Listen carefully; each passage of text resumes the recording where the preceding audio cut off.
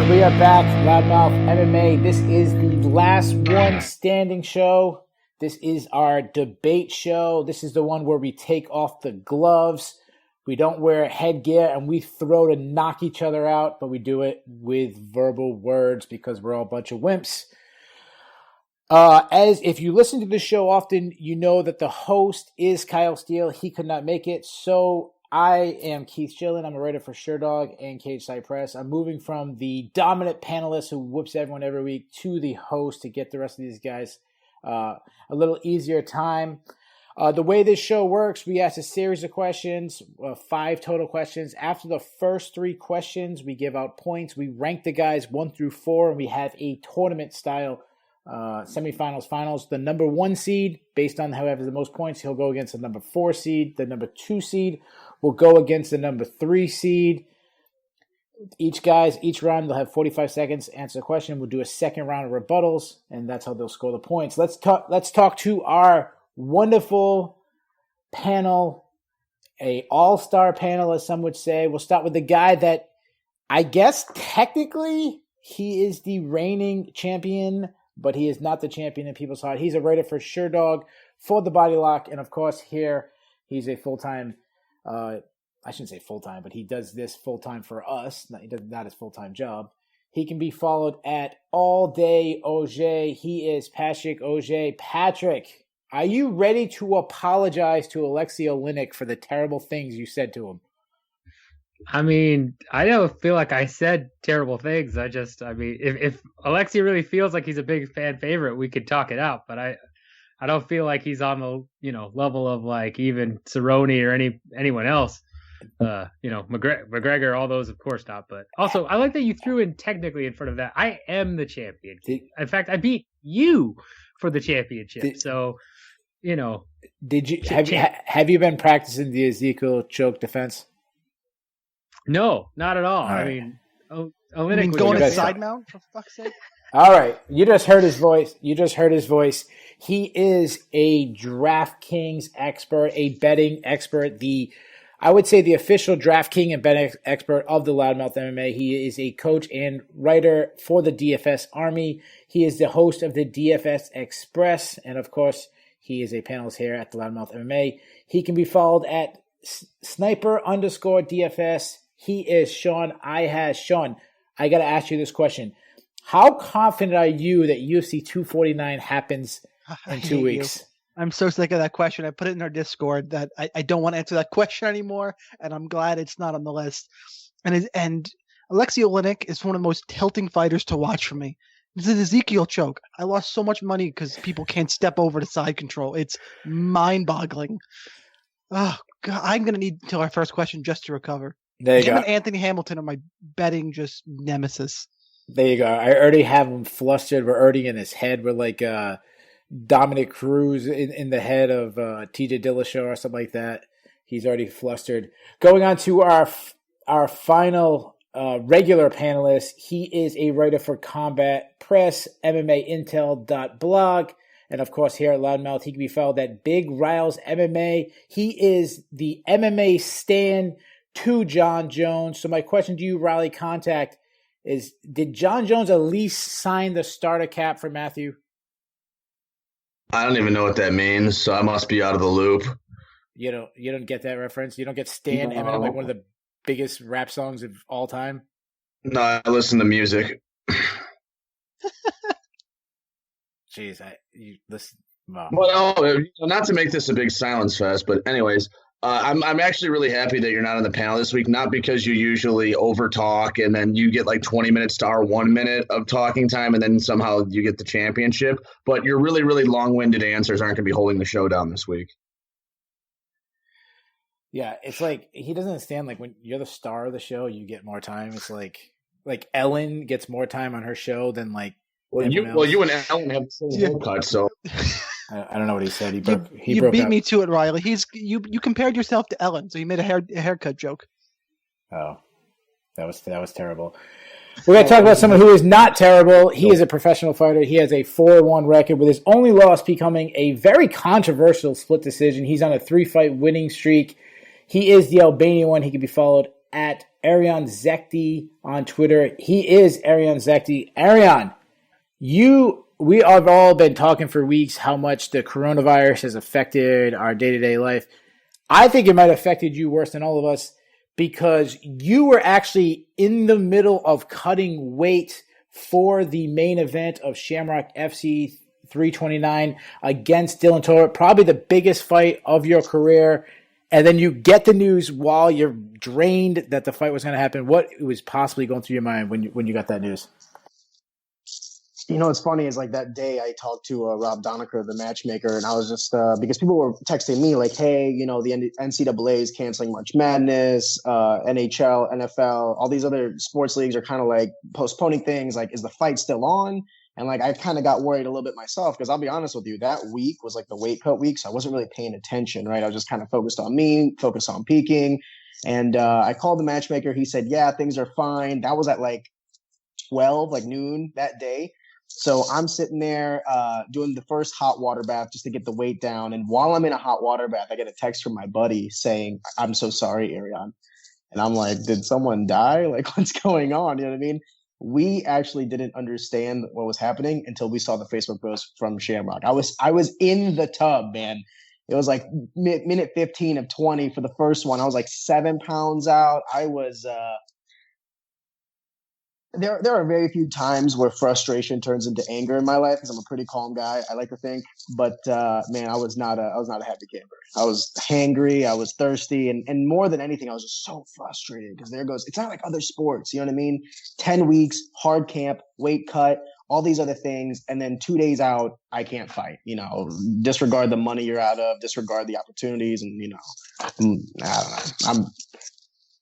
You brought it up. Now I'm in a bad mood. There you go. I already got you flustered too. So I'm halfway through my job having two of the panelists flustered. You said you're angry. If you're angry, hopefully you could stay angry and you'll fit perfect on this show. You mentioned a bathtub. Riley looks like he just got out of the bathtub, so everything's ready to go. So let's get to the first question. Of course, what do we got to talk about? We got to talk about UFC 249. That's like the only thing we've been talking about for about 2 months now. It actually looks like it's going to happen May 9th in Jacksonville, Florida. Broke the news about being in Florida was broke by the guy who used to host the show, Mike Heck. So we talked about the main event, Tony Ferguson and Justin Gaethje. We've talked about it at length. So let's turn to the co-main event. Henry Cejudo is defending his bantamweight title. He's defending against former two-time champion at bantamweight, Dominick Reyes, one that many believe is the GOAT of the division. So my question, and I'm going to start with Riley. Did I say Dominick Reyes? Dominick Cruz. Oh, I'm sorry. Dominick Cruz. I have an interview with Dominick Reyes. That's what I was saying. Dominick Cruz. Well, let's not mention that Dominick Reyes beat John Jones, and I predicted that. But anyways, I'm going to start with Riley. Dominick Cruz is fighting Henry Cejudo with a win. Whose legacy, which fighter's legacy will receive the most bump by getting the win? 45 seconds. Well, first, keep John Jones's name out your mouth. Second off, you said Dominick Reyes, you idiot. And third off, I'm going to have to go with Dominick Cruz here. Henry Cejudo here. I can't even speak right now. I'm going to go with Henry Cejudo. I think it just continues to add to a legacy that's very, very hard to compare to any other fighter in his position. Olympic gold medalist, multi-divisional champion. You know, if he's able to beat Dominick Cruz, then he can add that he's beat the best bantamweight of all time onto his resume, and I think that's another huge notch in his belt. And then he still probably want to go after Jose Aldo at some point. And if he can beat Jose Aldo, then he could say that he's beaten the best featherweight in history and the best bantamweight in history. So I think it actually helps Cejudo more than it does Cruz. Nice. 45 seconds on the dot.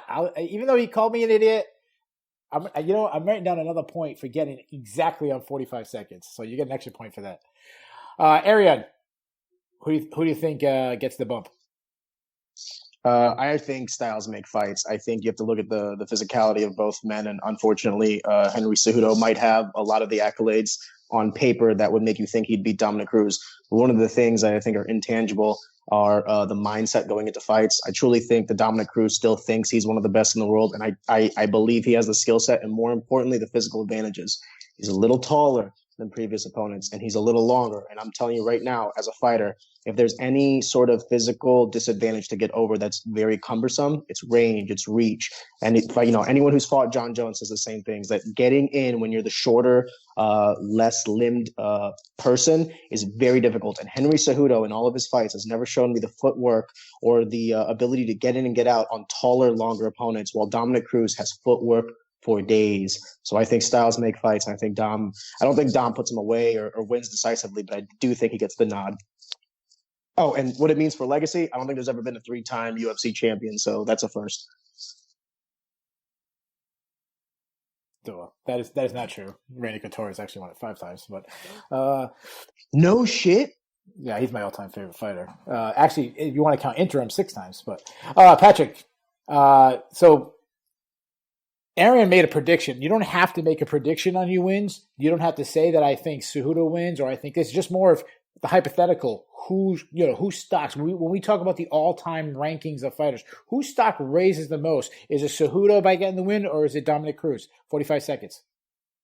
Yeah, I'm not going to try and follow up the breakdown. I think Erion is probably much better at that than I am. So I'm going to just follow as what he said for that first part. In terms of who's going to get the bigger bump, I think Cruz would get the bigger bump. I mean, if you look at Cejudo right now, he's been on a tear. Nobody expected him to move up to bantamweight and beat Dillashaw the way he did. No one expected him to beat Moraes. He's, still technically flyweight champion as well. I mean, I guess technically they removed it, but you don't really have anyone else stepping in because of the Figueiredo Benavidez fiasco. So he's the last title holder of that division right now. So I think if Cruz wins, for sure, Cejudo gets a major bump. Whereas, if Cejudo beats Cruz, it's a dude that barely fights at all and got beat down his last time out. I don't think it's a bump for Cejudo at all. And Sean, wrap it up. Yeah, so Patrick got to the main crux of my point right at the very end there. Dominick Cruz has all the upside in terms of legacy here. This fight, to me, does absolutely nothing for Henry Cejudo if he wins. Zero, zilch, squatted, nothing. He'll beat a guy who hasn't fought in 3.5 years, has both knees operated on, a broken arm, a separated shoulder in the last 3 years. Like, Dominick Cruz is, who deserves a title fight in the UFC. The guy coming off a loss in 3.5 years probably doesn't, but in the world circumstances, because he's a legend who's been 13-1 in his last 14 fights in the UFC, if he can knock off, to turn Riley's point on him, if he can knock off an Olympic gold medalist, a two-weight UFC champion, that absolutely cements Dominick Cruz as the best bantamweight ever, which he probably already is. It sends it to a dimension I don't think will ever be caught. Sean knows my style. He knows like the multiple points is going to get you. I love naming accolades. Nice job there, Sean. Riley, you're the only one that sided with Henry Cejudo. These guys all saying Dominick Cruz. What do you got to say?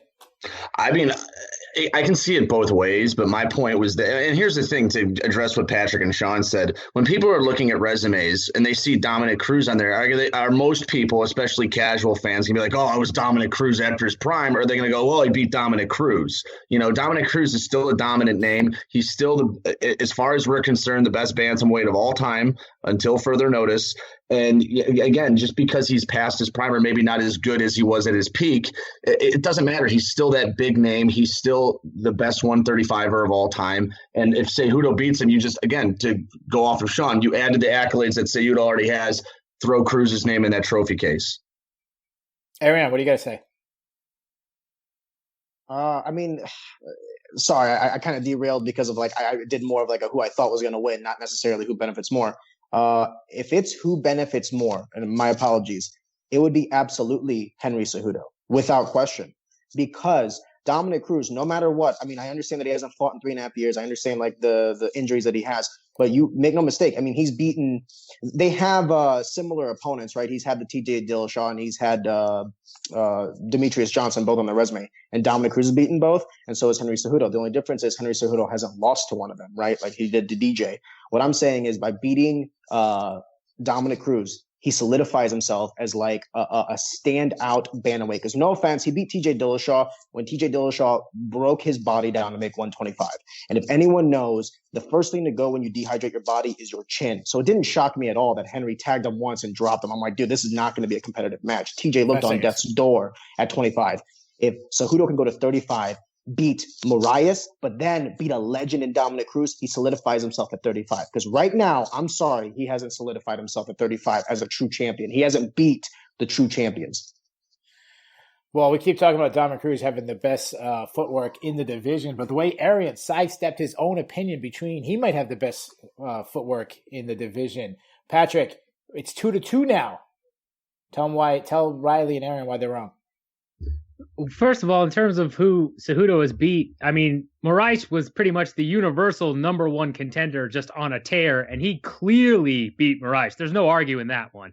I think he's kind of solidified that. And also in terms of, you're talking about, it's Cruz. It doesn't matter what the casuals think. We're better than the casuals. That's why we're on a show. We're supposed to know more. We're supposed to be, more informed. Tell me this. Both you guys are talking about, Dominick Cruz, if you beat him, that name. Yeah, that's wow. Like, so if, I don't know, Anderson Silva and Derek Brunson run it back and Brunson wins, does that mean Brunson's a world beater? Because Silva's past his prime, it doesn't matter. He's got that name on his resume. I mean, come on. It's only the upside here for Cruz. He either comes back, looks like a hero, or he loses in terrible fashion. Who knows where he goes? I mean, to me, it's clear that Cruz is the only one with upside here. And, Cejudo's ducking real contenders like Jan. And Sean, there's not much left to say. It sucks to go last, but hey, win the round.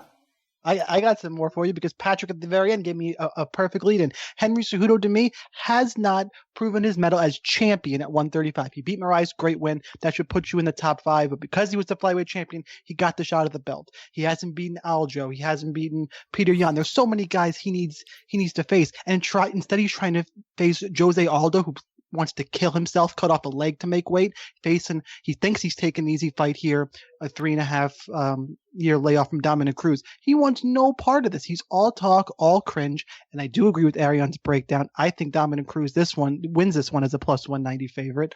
I'm eyeing that bet. Look, even if Cejudo wins, okay, great. He's beat up a couple old guys. Until he beats Aljo or Peter Yan, he's not the champ at 135 to me, like a true legit legacy champ. He's the champ, but you can't say he's 135 tested through and through. He's won one fight at 135 to me.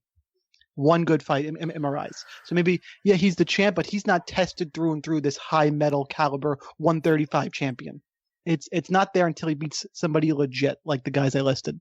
Keith, you disagree, but I'm right.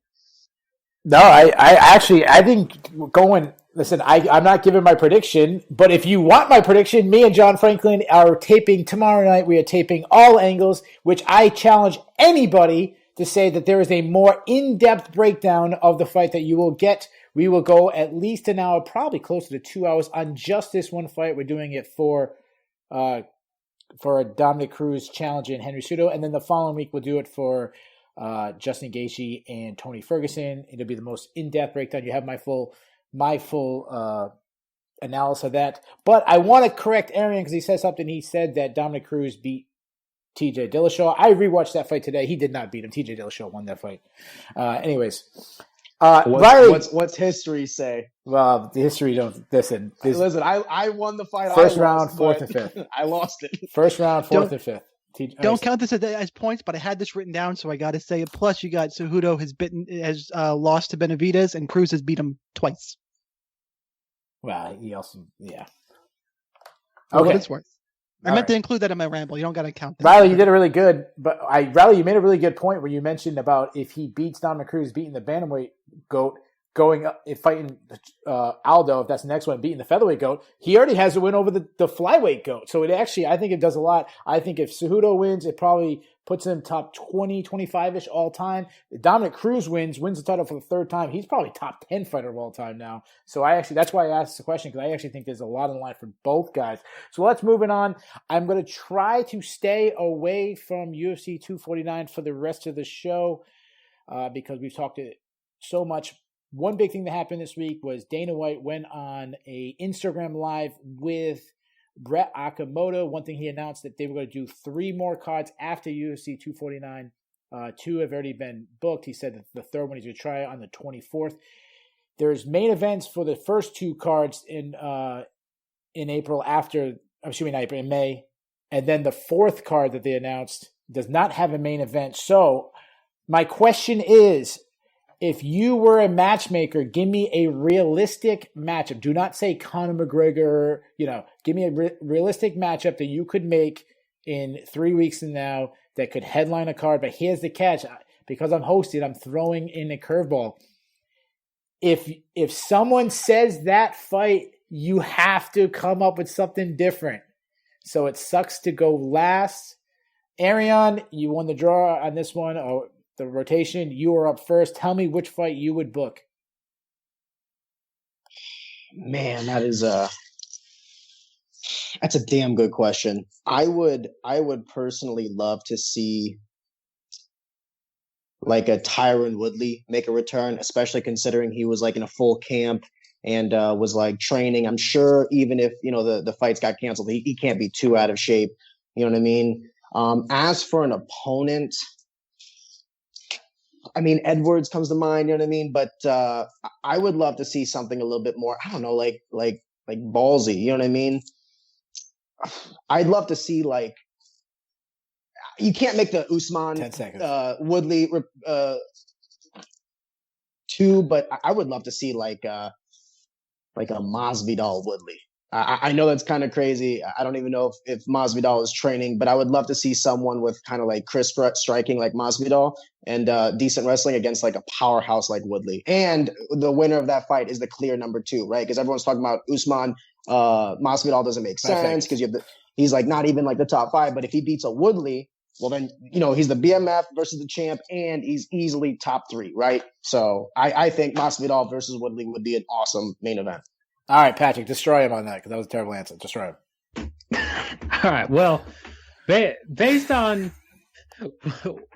what White has said before in terms of the first come first serve when it comes to fights is going to be people whose bouts were canceled on the previous cards or have been canceled moving forward in kind of the order of when they were supposed to be put together.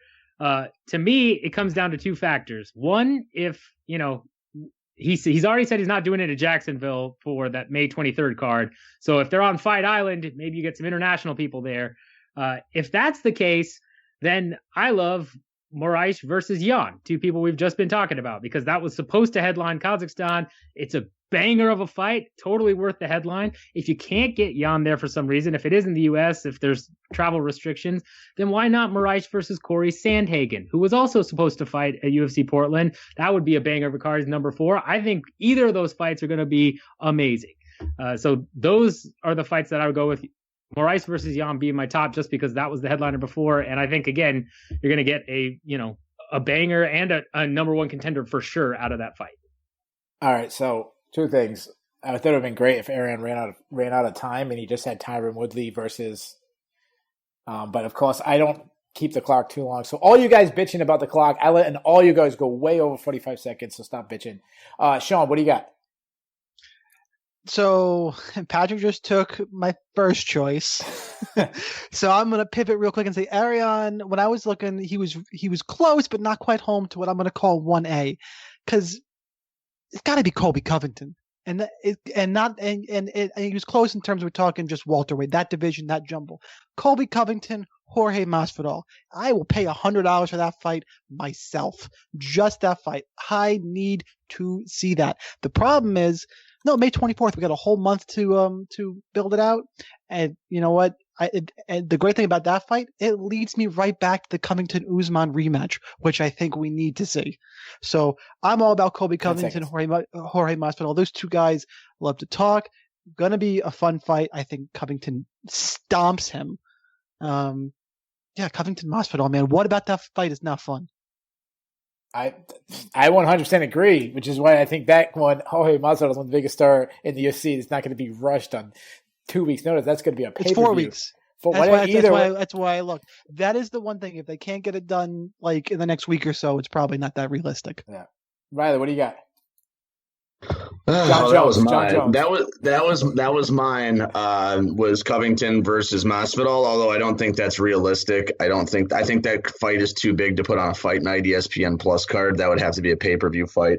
The fight that I'm coming up with, it's a part one of part two. If they want to use a fight that was already booked, I know they like using heavyweights right now in these upcoming cards because they don't have to cut as much weight. So I think that Volkov versus Curtis Blades would be a great main event because that was supposed to be the one in Saskatoon. You just move it up to now. Heavyweights don't have to cut as much weight. I know Curtis cuts a little bit, and Volkov I don't think cuts at all. So I mean that would work perfectly fine. If you want to have more of a recognizable name than Volkov, you take him out of the fight. You put Curtis Blades against Derek Lewis, and who the hell doesn't want to watch Derek Lewis throw hands until somebody loses? Very nice. So I'm going to give Patrick and Riley extra points for actually coming up with realistic fights that could happen. I put realistic and huge, not one of the biggest stars to get on a fight night. But anyways, Erion, if you stay in isolation any longer, you actually might be a heavyweight. So is there any way you could be on that card versus Curtis Blades? Dude, I'll be honest with you. There was like a glimmer of hope. Do you remember like all of the news articles coming out saying like the UFC is looking for bantamweights? The UFC is like really needing some bantamweights and featherweights to fill out cards. I was like, oh my God, what if the stars are aligning right now? I'm in shape. I'm in weight. Like I just had trained for a camp. You know what I mean? And then when everything fell through, I was like, son of a bitch. No, but I mean, it's tough because all the gyms are closed, right? Of course. And then you can't do anything. So, I mean, I'm doing work out in the backyard right now just to do something. But no, you're not wrong, man. Like I'm walking around 165, 170 right now, and I fight at 35. So my fight got rescheduled. But I'll be honest with you, if this continues, where gyms aren't open here in Missouri or something like that, I don't even know if the new date will be acceptable because I'm gonna need. Now with how much weight I gained, honestly, it's not even the weight, to be honest with you. I would need at least a month and a half just to get back in shape. So I'm going to give you more time just because I was just kind of baiting you, calling you fat. So your plan is Tyron Woodley versus Jorge Masvidal. Well, here's the thing. Here's the thing I'll say about Dana White. All right, give me this. Everyone says what's feasible and what's not feasible. I will say this. I don't give a shit what anyone thinks. If it makes money, they'll fucking do it. If you called Tyron Woodley right now and say, listen, Masvidal can't make 70. He wasn't training, but he'll fight you at 85. You better believe they'll fucking do it, right? If the money is right, fighters will fight, especially if Tyron thinks, he's got the physical advantage over a Masvidal. I do think that that's a feasible fight. I think if fighters are presented, because I know this for personal experience, if you give me the right paycheck, I will fight anyone on this planet. For the right money, I'll fight Tyson in his prime. I don't give a fuck. I'm a prize fighter, right? Like, it doesn't matter the outcome of the fight. I'm there for that prize. So I do think that mine was like a feasible fight if all the stars align. I mean, you got to believe that the UFC, when they come back, they're going to come back with force. Now, that's not to say that like some of the entries, like Jan versus Peter Yan versus Marias. That's also a great one. However, I don't think it has like, no offense, like Peter Yan's an amazing striker. He's an amazing fighter, and I know of him, right? And I also know of Marias. But I'll be the first person to tell you that yeah, we might know about them, but the general public, you'd be surprised at how ignorant they are. But if you have a Tyron Woodley and a Masvidal right now, the names are there. You know what I mean? Masvidal is like breaking boundaries right now. And if I'm the UFC, if I'm looking, okay, what's right, we get the fighters that canceled, that fights got canceled. That's the right thing to do. Correct. But if you're trying to fucking go bomb, and do shows right back to back, put a headline on there that'll sell some tickets, not tickets, I guess, because people can't be there, but sell as many pay-per-views as possible and get the people talking as much as possible now. While every other sport is down, fuck being fair. If I'm the UFC, I'm thinking, get our biggest names. We're the only thing on television right now. Fuck everybody else. Let's get the big guys on there, get as much exposure as possible, because then afterwards, the other guys won't give a shit because they're making more money. If the UFC makes more money, if the UFC gets more views, if you told me, hey, wait like 5-6 months and the pay would be more, I'd be like, yeah, sure. Awesome. Sounds great. Yeah. So I gave him a lot more time because of two reasons. One, not going to be nice to guests. Two, he wasn't saying anything that was getting points anyway, so it didn't really matter. Patrick, I even know where we were with this, but go ahead, man.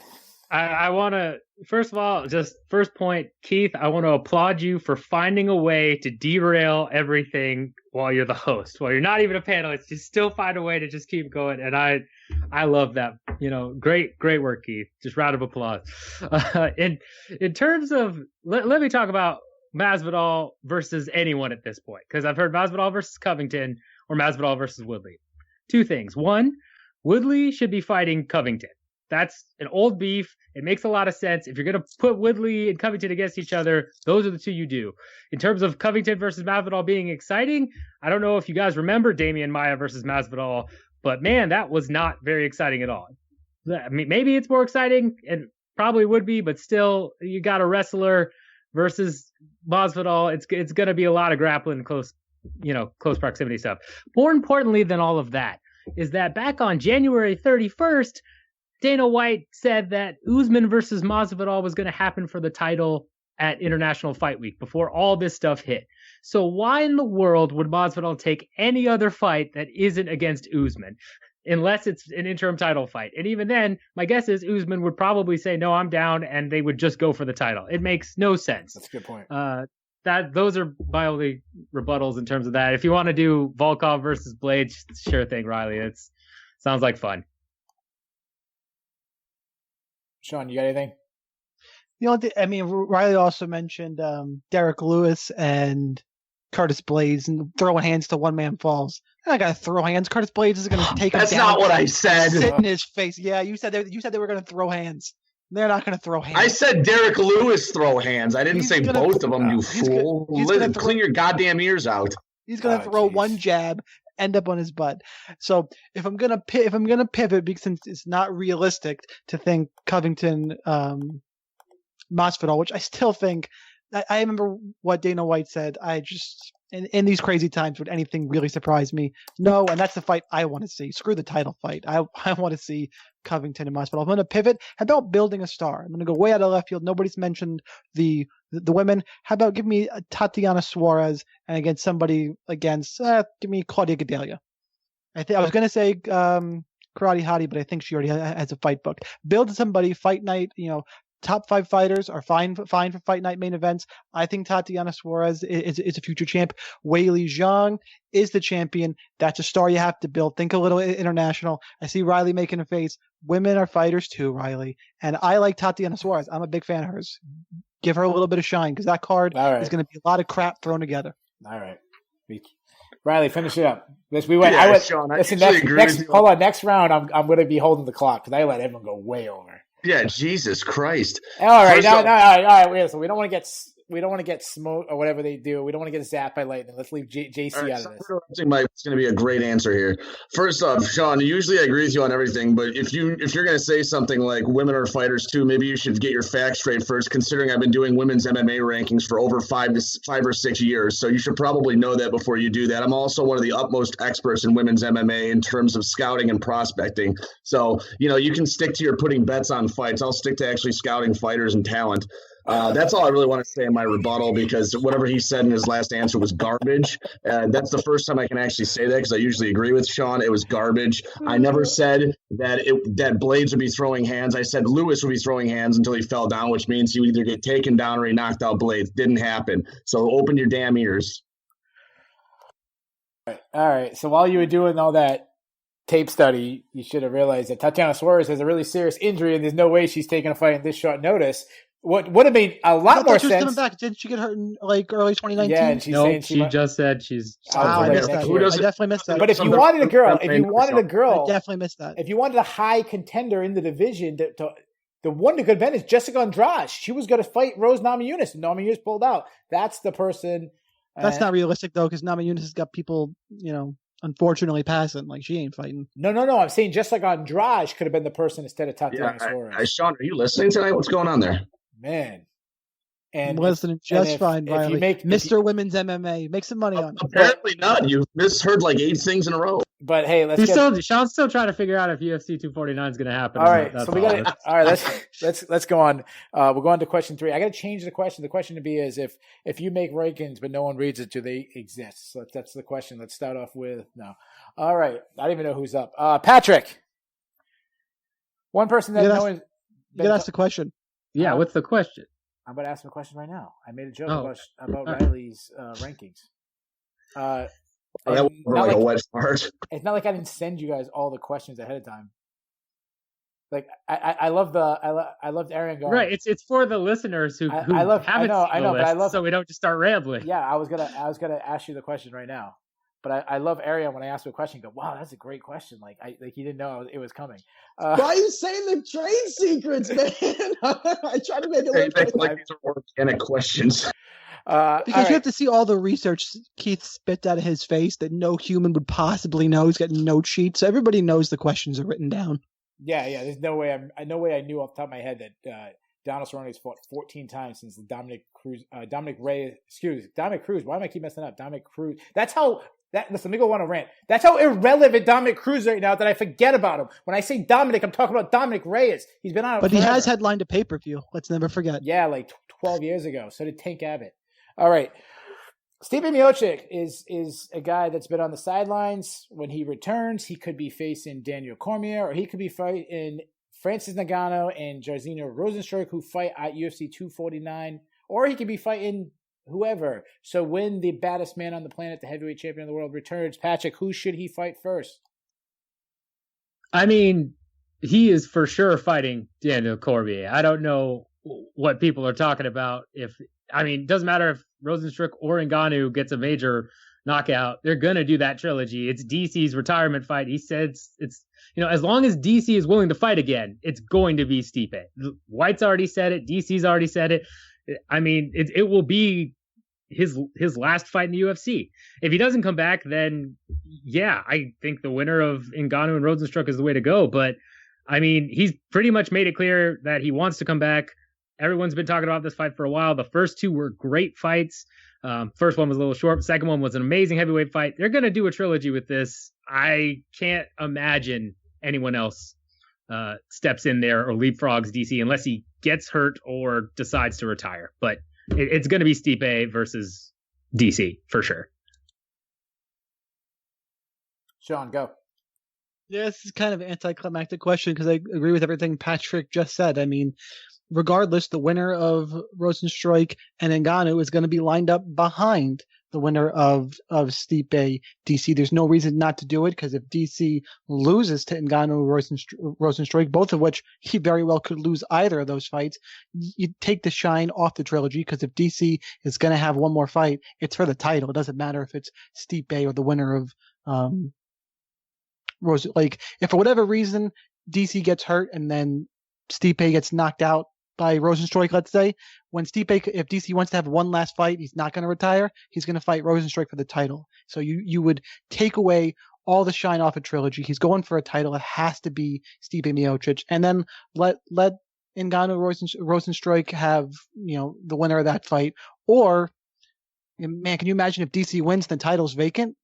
Then we can have some fun on the show. But as it stands, it should be DC and Stipe. Well, I don't know what you're talking about. Have some fun. We have fun every single week. Riley, tell us how much fun you have and answer the question. Oh, I mean, this question's so bad. I thought Kyle wrote it.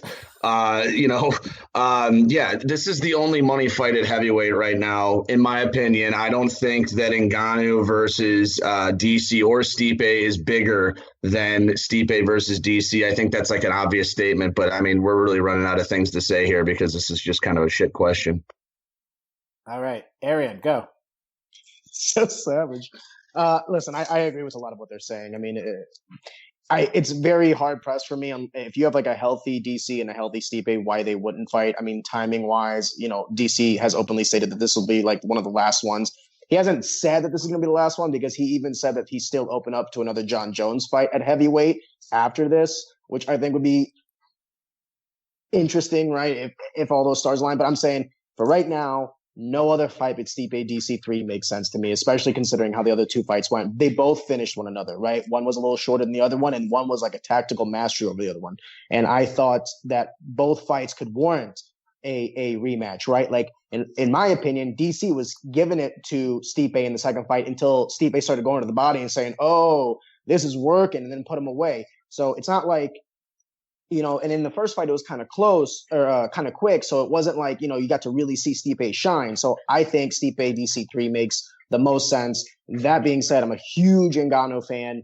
And,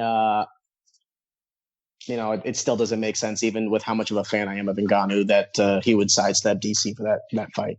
Even though Ngannou, Stipe 2 is still, even if, in a world outside of DC, Ngannou Stipe 2 makes the most sense. But because DC is in the equation, DC Stipe 3, no other is even close.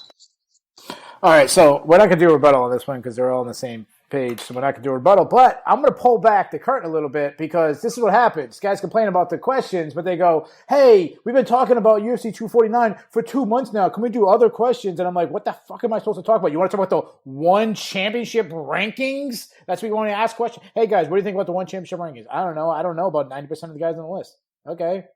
That little ramble, by the way, behind the curtain. Yeah, there you go. Smells like a Riley #1 seed. That's what that smells like. There you go. Me. That's the first one. And the second one. Hold on. At me and Patrick. Hold on, because you guys don't need a rebuttal because you guys all second rebuttal anyways. What I would have said if I was rebuttaling, even though I would have said DC, I would have said, Riley, you're the biggest John Jones fans in the world, and you're going to tell me the biggest money fight at heavyweight is Daniel Cormier? No, it's freaking John Jones. And don't say it's not a possibility. John Jones said that he would take a fight with Stipe. He already said it. They said they were. John Jones, Stipe. They said they were working on it. So listen. Oh, John Jones. Just so I'm clear, John Jones versus Stipe. Yes. Not John Jones versus DC3. Yeah, but John Jones versus Stipe. Yeah, because John Jones DC3 doesn't need to be seen. But you said, can John fight right now? I mean, didn't he have all that trouble with the police? Yeah, he got a line of coke and he's good. He got home. So I mean, if we're talking about feasible fights, right? Well, he is. He's not. They'll do it from Fight Island, but it'll be Rikers Island. All right, so let's go to the seeding. We go into the semifinals. In fourth place, this guy heading into question 3 was in first place, and then he put up a 15-second answer and didn't even give props to his own boy. So from first place down to fourth place is Riley. In third place is... let me do my math real quick. Is Erion. In second place is Sean. And in first place, the champion's going to try to win it again, is Patrick. So, Patrick, you're going against Riley. Do you want your group to go first or second? We can go first. Okay. Do you want to go first or do you want to go second? I'll go second. I want to see what Riley comes up with. All right. Sean, do you want to go first or second? I will go second. All right. So, Riley, give me someone currently not ranked in the top 15 who is on the UFC roster that you think can make a big splash in the organization in the next 12 months. Sounds good. First off, I just want to congratulate myself on kamikazing my way out of first place again. This is at least the second or third time I've done that. This one I had to actually really look because I actually don't look at the UFC rankings ever because they're so garbage, and a lot of the people they have on the rankings committee are garbage. But I actually found 2 middleweights, so I have a tie here. I have 2 middleweights that I really think could make a big splash in that division, especially with that division aging the way it is. So they're looking for young guys to fill in that vacuum for a lot of the old guys that are dropping out, your Anderson Silvas and people like that. So I have Rodolfo Vieira, the BJJ master, and Brendan Allen, who's only like 24, I think, at this point. He's already looked like a world beater in the UFC. Former LFA champ, if I'm not mistaken. A guy that I scouted. I'm sure Sean doesn't know anything about scouting, but a guy that I scouted for a few years. Really, really good talent, and he's already looked really strong in the UFC thus far. So those 2 guys are the guys that I think are going to make quick moves into that top 15.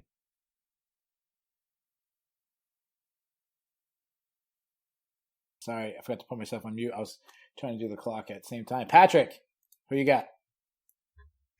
So my guy is a guy that technically hasn't fought yet, but was scheduled to fight and then in the UFC and then got, pulled thanks to coronavirus.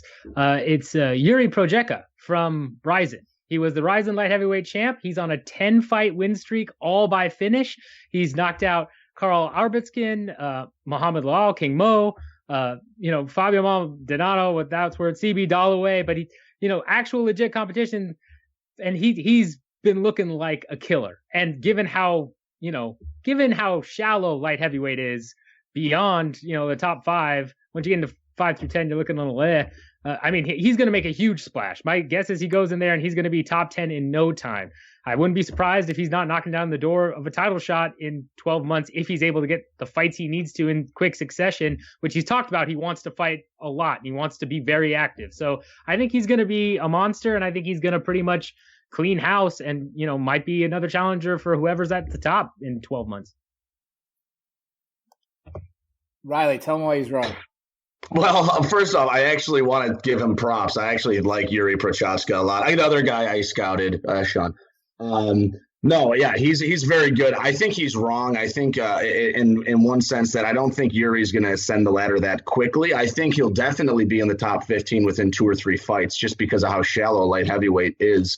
But no, I don't think he'll be anywhere near a title shot within 1 year, especially with Dominick Reyes right there. Anthony Smith is 1 fight away. I was talking last week about how, Anthony Smith is, they had that break-in robbery and John Jones has already been talking shit. He's right there. Thiago Santos, who had a super close fight with John Jones, he's coming off injury. But again, he's with how shallow it is, he's 1 fight away from a title shot in theory. So Prochazka ain't anywhere near it in 1 year. I really like him as a talent, but I think Patrick's wrong there. But it was a good long shot, I suppose. Patrick, tell him why he's wrong. Well, I mean, again, so you've listed off Anthony Smith, Thiago Santos, and I believe Dominick that was Reyes. It in terms of Dominick Reyes and Dom Reyes. Yeah. So Dominick Cruz. Okay. Oh, yeah. So let's say you do the Reyes Jones rematch or one of those 3 against Jones. What are you going to do with the other 2? One's going to fight Teixeira coming up here. That's great. And then, he'll fight either the winner of Jones and Reyes and Santos is still coming back from injury. Who do you think Prochazka is going to fight when he comes in? He's going to come in. He's going to clean out somebody pretty much early on. His second fight, he's going to come in and get a top 15. And then he's going to fight Santos or Smith or whoever for a number 1 contender shot. He's going to get that title shot because, again, there is no one in light heavyweight. He's good. If he keeps doing first round knockouts or just crazy finishes, he's going to get a title shot way faster than Anthony Smith, who, submits Glover Teixeira, regardless of the Jones to Smith beef, which will be blown over by the time they ever have a chance to fight again. Right, and then in terms of, all right. In terms of, Brendan Allen, that's a solid pick, I guess, but middleweight's a little bit more crowded and he has looked good, but, All right. Okay. All right. I actually thought both were good answers. But no one mentioned that Volkan Oezdemir is already rumored. So if he gets the win, he would be in the top 5 immediately if he beats Volkan Oezdemir. But neither one of you guys said that, so I'm not giving you any points.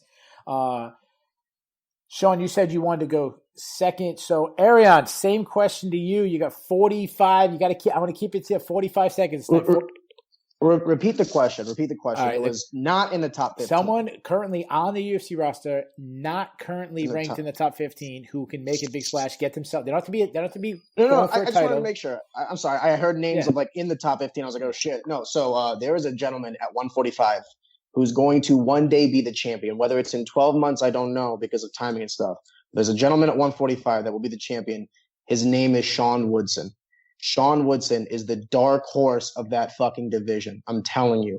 I have trained with people in my life, and I've never had someone in the stand-up department make me feel like an absolute child. He had a fight against Terrence McKinney. I forget his last name, but he fought on Dana White's Contender Series. And this guy who's strictly a wrestler, right, was trying to take Woodson down, got the attempts, couldn't do shit about it, and then ate a flying knee to get knocked the fuck out, right? Sean Woodson is 6. He has all the physical attributes of someone that doesn't make sense to be at 145 and can just he's so hard to take down. His striking is so unorthodox. He's so fucking good. He has a common opponent in Kyle Bochniak with Zabit Magomed-Sharipov. That was the best attempt I could do at that last name. But if you look at those fights side by side, Zabit never had Kyle rock the way Sean did. And no one fucking knows about Sean. I'm telling you, Sean Woodson is one of the coldest dudes I've ever fucking trained with in my life. And he's in the UFC roster right now, and he will light anyone up in that division. All right, you're way over. Today. You're way over. I was looking up Terrence McKinney's name for you. You had to mention he's like 7 feet tall, too. Sean. Dude.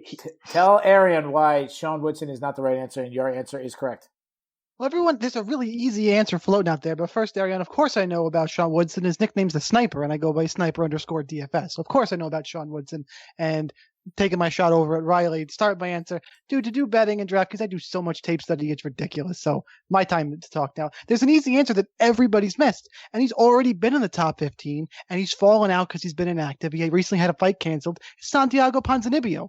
That's a guy we know he's gonna get a quick top 15 fight. He clearly has the talent to be there. He's on a 7-fight UFC win streak. He's 9-1 in his last 10. I don't know. I mean, there's no points for being creative. You don't get extra points we get extra points for being right. I don't see a world where Santiago Ponzinibbio is not in the top 15 come next year. He's definitely going to make a splash. You look at the welterweight rankings, like, you got McGregor sitting at 14, Pettis at 15. You can definitely take Pettis' spot for sure. Couple young, good guys in welterweight is going to be fun. I'm not going to jump him over Neil Luque immediately, but Robbie Lawler, I want to see that fight. I did pick him to win that fight. And you got guys like RDA, who's aging out, Damian Maia, Michael Chiesa, all guys I think Ponzinibbio can beat. Santiago Ponzinibbio, top 15 in 2020. Again. All right, rebuttal. Erion, tell him why he's wrong. No, I don't think he's wrong. I just think that my answer is more right. I don't disagree that I think Ponzinibbio can be in the top 15, but here's what you're not hearing me. I didn't say that Sean Woodson could today be in the top 15. I'm saying Sean Woodson today can be the champion. He's got the fucking skill set. I understand that Ponzinibbio is very impressive, but dude, at 145, to have the range that Sean Woodson has, to have the abilities that he has, like physically gifted things that you can't fucking teach people. You know what I mean? He is such a powerhouse in that weight class.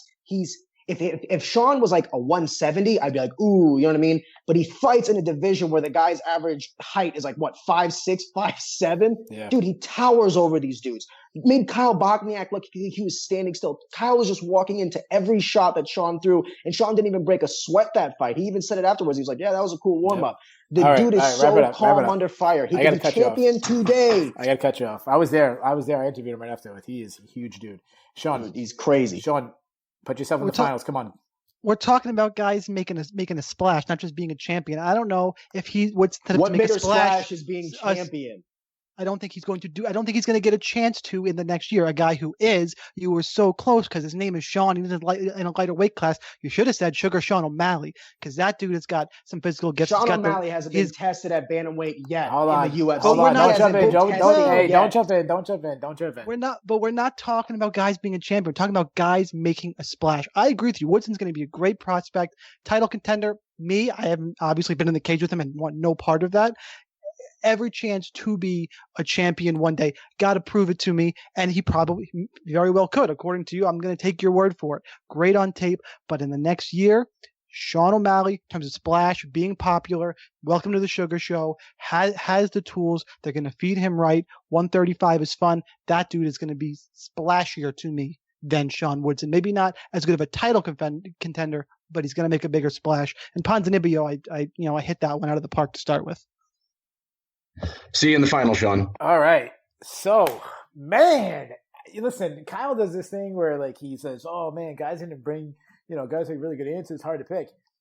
Like, you guys actually had good answers this time, because usually I just smash you guys that there's no competition, but damn. So, well, then who would you have picked? All right. So, listen, I'm going to start with the easier choice, in my opinion, between Patrick and Riley.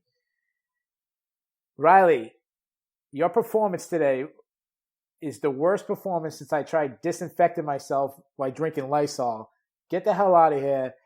I'm going to give Patrick did the weasel way, taking a guy that's in every worldwide top 10 ranking, Sherdog and MMA Junkie. But I love the cleverness of it to take a guy that everyone thinks is a top 5, top 10 guy anyways, but it was UFC rankings. So being a weasel, being the ultimate weasel myself, I like that. Patrick's going to the finals once again. And sorry, Riley. Another week. Everyone has to know that I'm just getting screwed week by week. I had another strong performance. There finally wasn't a John Jones question for me to kamikaze my way out of the rankings. This is absolute bullshit. You remind me of like old school Phil Baroni. You talk big, you come out the guns blazing, and then as the fight goes on, later round you fade. Dude, 40% of my answers aren't even serious. I'm sarcastic 40% of the time. So now the tough one. This is the tough one because I thought Erion kind of was limping along through most of the show, but his answer, Sean Woodson. You see, if you want to talk about tape study, no one in the world does bigger tape study on the Dana White Contender Series than I do. I do it for sure, dog. And McKinney was the guy that I was looking at. He was a huge favorite. Woodson took the fight on short notice. When I did it, I already did tape study McKinney, and I'm like, oh, this guy's going to kill this guy. All of a sudden, I started watching tape study on Sean Woodson, and I completely changed. I'm the only person in the world who was, other than if you trained with him, who took Sean Woodson to win. Look it up. He was like a negative plus 1,000 favorite. I am huge on this guy, Sean Woodson. He's unbelievable. He stays so loose in his striking. But Sean with another weasel answer too, which speaks to my heart with the Ponzinibbio, being that he's been out, this and that. I love that answer too. But to me, it comes down to ceiling, and Sean's gonna bitch. But I'll put my man Erion for going Dana White Contender Series route. Erion's in the finals. You said splashy, and you tool Woodson was a plus 230 favorite, trying to make you sound yourself better than you are. Get out of here. Plus 230. I don't think there's notice. any Plus bigger 230 splash underdog. than being champ. Yeah, whatever. No But he bigger in splash the than next being year, champ. though, But you hold really on. think a year? That's my problem. I truly believe in my heart of hearts. Listen, man, I've been in this game now for 10 years. There, I can tell you on one hand You're already in the how finals. many. You have to say it. You're already in the finals. No, yeah, No, I'm just saying because, by the way, I've only trained with Sean. Me and him are not close in any way. But this is a very hard thing for me as a fighter to admit. There are very few guys that make me feel like a child when I'm in there. In all the years that I've trained, I can count it on one hand. When I am standing up with Sean Woodson, I can truly say he's never tried. I have to try just to not get knocked the fuck out. Meanwhile, he's having a ball, and that's his stand-up. I've never had a guy at 145 so hard to take down because he's so goddamn But in all long. fairness, your stand-up's worse than Brendan Schaub's. So let's. Yeah, I get it. Can I want to reply real quick? You're in the finals. I disagree with Keith, but I guess where I disagree with that though is the UFC. I agree he could be just as good, but they're going to build this kid. They're not going to throw him into splash. They're not going to throw him. You don't know Sean Woodson. Sean Woodson. You said something about Sean O'Malley. You said they're going All right, you're already in the finals. Right. Come on, guys. But Sean Woodson is not that kind of fighter. He's going to take top 15 guys. I don't think they're going to give him to him. He'll take him. Listen, I'm going to say this. I I don't think agree UFC with will Sean. set any of their top 15 up for a win because they think they can. But Sean's going to come in there and upset everybody he fights. Hold on, let me back up. I agree with Sean that I don't think he's not getting the title this year. That's a hope dream. Okay? Maybe the titles. All right. Yeah, I agree. He could get to the back end of the top 15, which is a splash. And that's where Ponzinibbio would win. But the problem is the amount of people. 170 is the most loaded division. It's got the biggest names, and he's got a long way to make up the gap in names with the Masvidals, the Covingtons, the Usmans, the Woodleys, the Diazes. So it's hard to make a splash in the bottom of that back of that division. I mean, if he fights a Diaz and wins, Sean would blow this one out of the park. But Sean, it was a weasel answer, and I loved it. I'm really sad I don't get to be in the finals here because I was really pumped up for the final question. Anybody listening to this podcast will know that the final should have been me versus Sean. This is bullshit. You know what? I'm still undefeated, just like my answer listen, to the last one, Chael Sonnen. Listen, I'm ruining everybody's Hey, real quick. I want to do this. I got you guys both here. The final question, before I get to the actual finalists. The final question is, around this time is when the UFC starts announcing the class, the Hall of Fame class. So my question is, to name somebody that you believe should be inducted in the UFC the year 2020 class. Who should be in?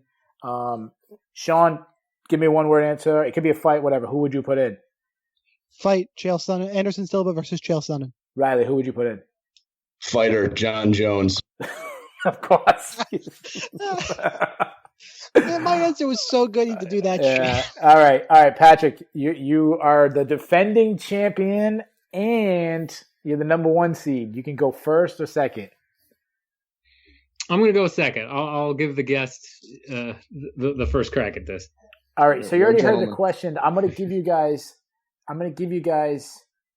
a minute and 15 seconds for Patrick. I'll give Erion like 12 minutes because I keep giving him way longer. I'm sorry. You're Dana White for a day. You're picking who's going to the Hall of Fame. It could be the pioneer. It could be the modern wing. It could be a fight. It could be a contributor. Whichever you want. You pick one person or one fight. Who would you put in and why? Go.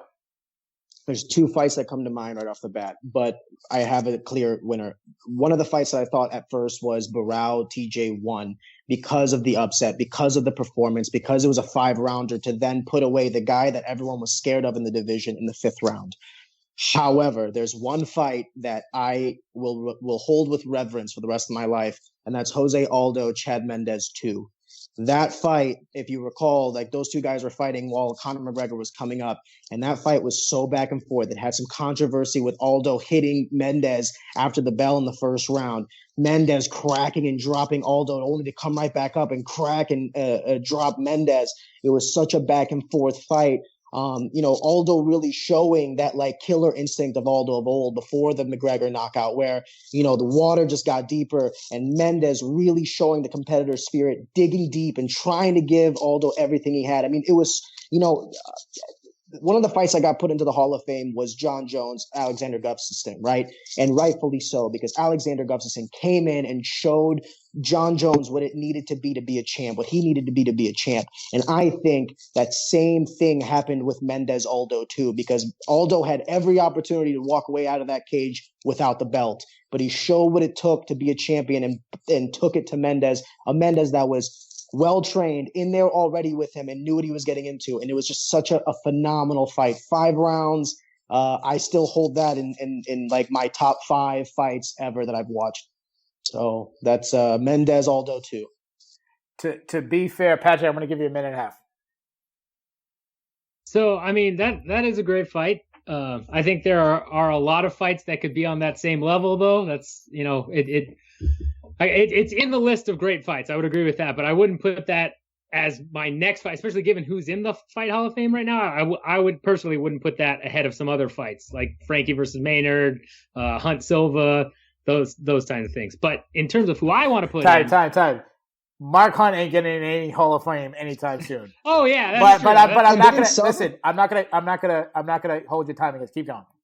Okay, all right, that's fair.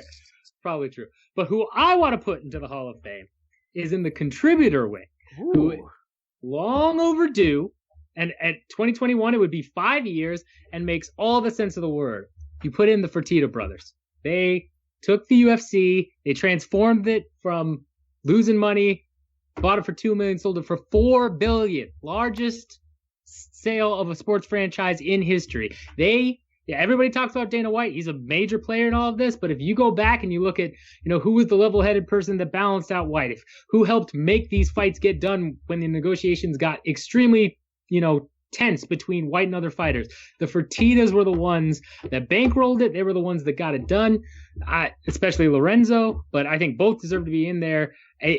It makes sense. They are a huge movement for the UFC. They made the UFC into what it is. It's the number one mixed martial arts organization in the world, pretty much because of them and the way that they dealt things out, the way that they lobbied in states. Right, time. I mean, yeah, it's all right, Erion. I'm going to be honest. And Patrick's got the lead. You got to go back at him. I'm going to help you out.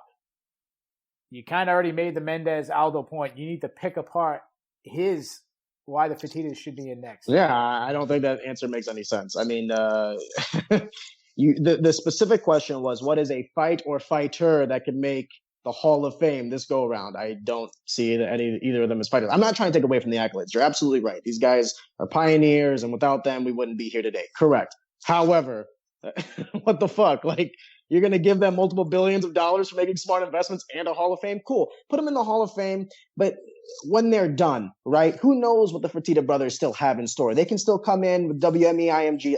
They're still consultants. They still get called. They still get asked questions. Their contributing force isn't done yet, right? Like Uriah Faber was put into the Hall of Fame because at the time they thought that he was done, right? And for me, all intents and purposes, this fight is etched in stone. It cannot have or it cannot go any other way. It's done. It's a part of history. And for me as a fighter, I can say this is one of the fights that I saw that made me fall more in love with fighting. And I think that's the kinds of fights that should be in the UFC Hall of Fame.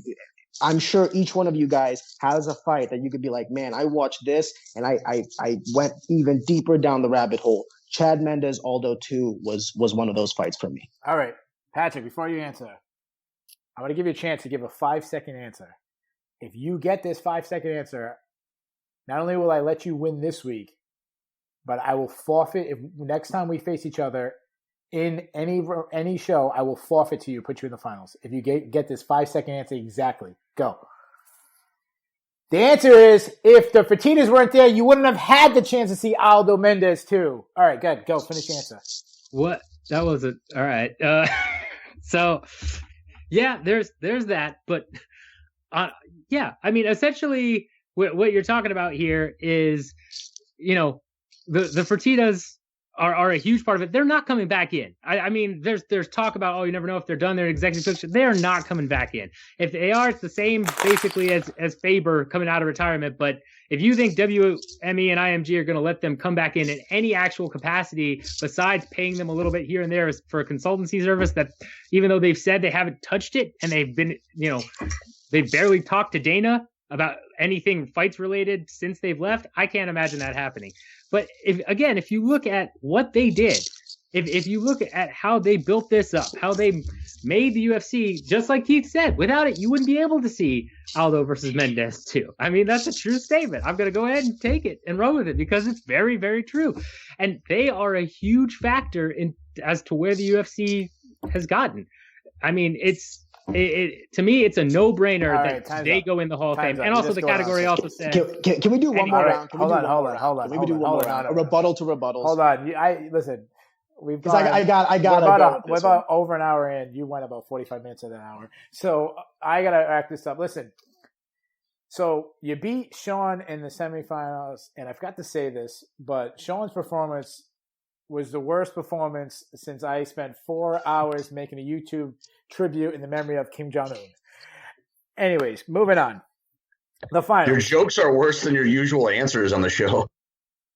Listen, this guy with no shirt on. How can I?